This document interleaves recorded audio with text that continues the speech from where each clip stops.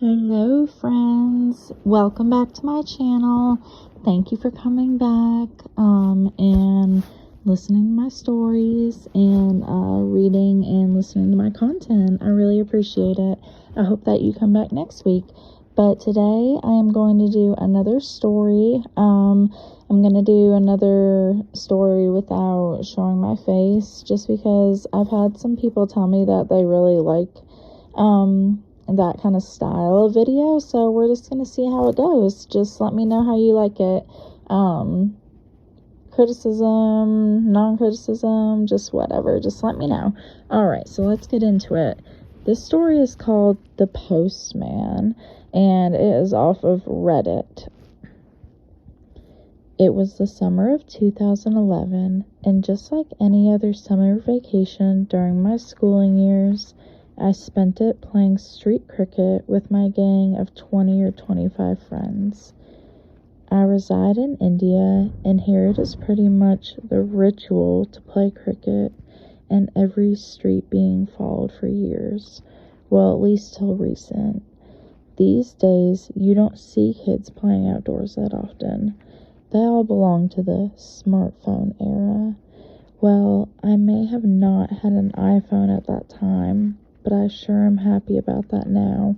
Oh, thank God, I spent my time outdoors, involving in physical sports rather than sitting home all day like the couch potatoes you find these days.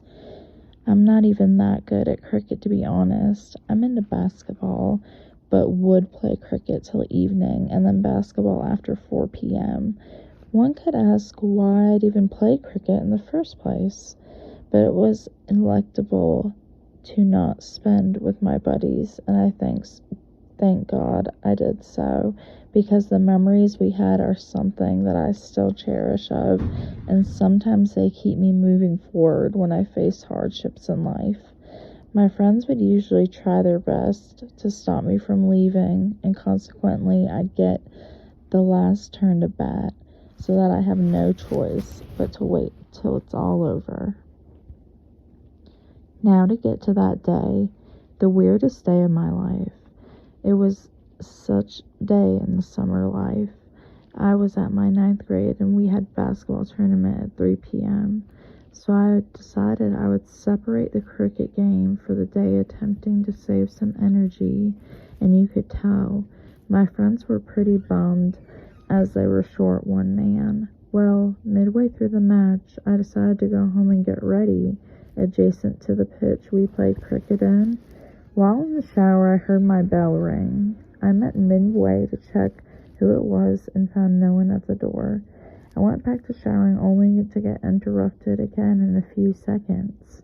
I'd go back and find no one at the door.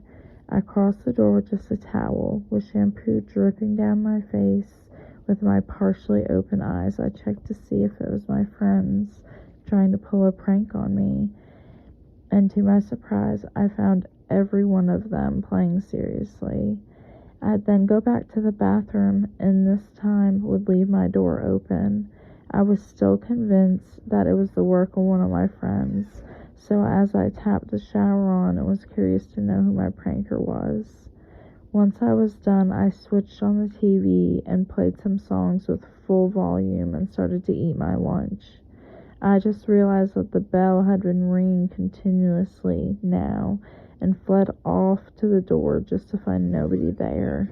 This time I got pissed and searched the house as to know who was there. I even climbed upstairs.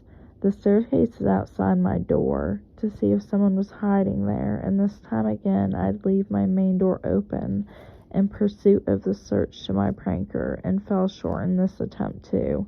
I found no one. As for my family, everyone was at work, so I was the only one home, so you can imagine. And when I got to the staircase to come back to the ground floor, I heard the TV channels changing, and I got freaked out, wondering if there was some robbery or some sort. I got down only to find that everything remained unaltered, just the way I left it, just that my food was getting stale. The TV, to my surprise, had the same channel. I was relieved that my "there's an intruder at my house" theory was debunked. I'd finished my food, wear my basketball attire, and locked the door from outside. And as I sat down to lace up my shoes, I see an old man staring at me from the door. From the look on our eyes, you can find immense disbelief. Mine giving the look of, "Who the hell are you?" And he had the look of, "Are you seriously kidding me, son?" From the look of it, he looked like a postman, but I've never seen him before, and I'd lived there for long enough to know the postman around my local. I asked him who he was and what he wanted. I wanted to shout at him for scaring me all of a sudden, but before I could let another word out, he started yelling at me. And to sum it all up, apparently he's the only on-duty postman substituting for someone, and he's been waiting there for the past 30 minutes. The first time he rung the bell, I'd failed to notice him, and the second time, I had come midway from the shower, so he decided not to bother me for a while. He thought I was showering, so I'd come sign the form and accept the post once I'm done with my bath. But I crossed the door and checked the gate and looked around and no one was there, I told him in my trembling voice. He added, saying, "Yes, my son, you came almost naked and went to the streets to look at our friends, and on your way back you'd make eye contact with me, stare, and leave. So I decided to wait until you were done. But minutes later I heard loud music from the hall and got furious as how you could have forgotten me. I've had a long day, and it's lunchtime for me too. So I'd ring the bell continuously, and this time you'd come midway from your lunch with rice on your hands, looked at me, and then went upstairs. So I was wondering if you were going to call some elder, but you didn't do so. You would come back, look at me, and then go back to have your lunch." By hearing all this, I was astonished and quite stunned, actually. The way he explained each and every one of my moves, clearly indicating that he'd been there for a while, and he also mentioned that I had made eye contact with him. I apologized sincerely and received the post letter, which was addressed to me. I never got any postcards other than my school grades, so I assumed it would be spam or advertisement. I safely store the post letter in the storage, send the man off, and leave for my tournament as it was already getting late. During the games, I couldn't help but wonder how I could miss that man. I was trying to recollect his name so that I could send him a box of sweets during the upcoming festival of an act of an apology.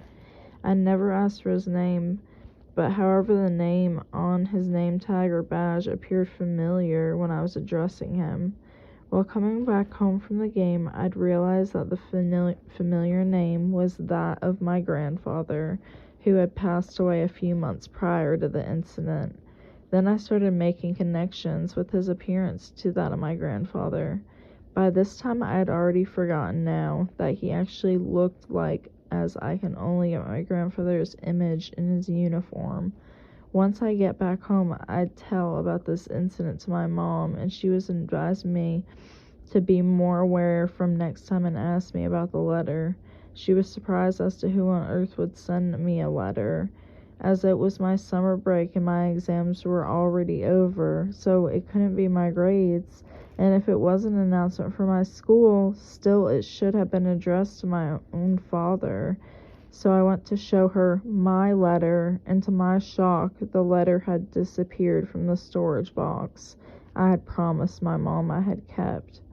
To this day, I'm still curious as to what happened to that letter that had my name on it. That is the end. I will be doing a couple of these a couple times a week, and I'm gonna start doing my true crime videos again, where you're gonna be able to see my face. So I hope you guys have a good day.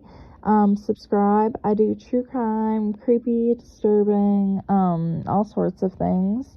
So come and listen to me and subscribe to my channel. Have a good day, guys. Bye bye.